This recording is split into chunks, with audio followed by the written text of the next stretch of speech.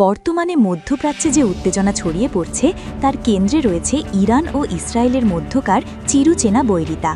সম্প্রতি রাশিয়ার president Vladimir পুতিনের সঙ্গে ফোনে কথা বলেন ইসরায়েলি প্রধানমন্ত্রী বেনিয়ামিন নেতানিয়াহু। তিনি সেখানে জোর দিয়ে বলেন নতুন করে যেন কেউ সংঘাতে না জড়ায়।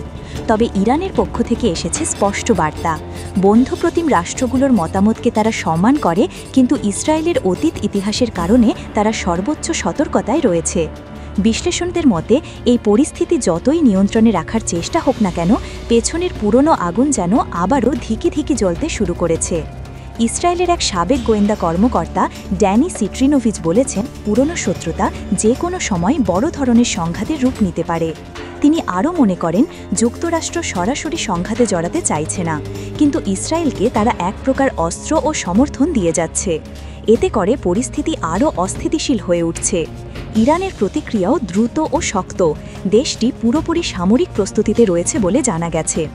আকাশ প্রতিরক্ষা ব্যবস্থা, ক্ষেপণাস্ত্র ঘাঁটি এবং কৌশলগত স্থাপনাগুলোতে আগাম সতর্কতা জারি করা হয়েছে।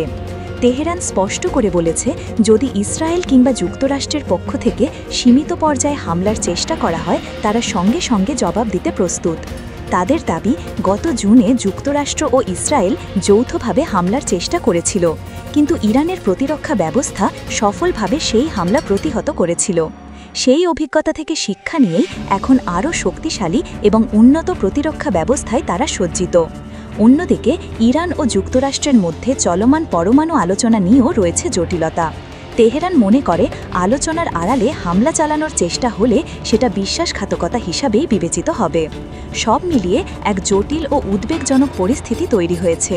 কোনো একটি ভুল সিদ্ধান্ত কিংবা ভুল বোঝাবুঝি যে বড় ধরনের যুদ্ধের রূপ নিতে পারে, সেটাই এখন সবচেয়ে বড় আশঙ্কা।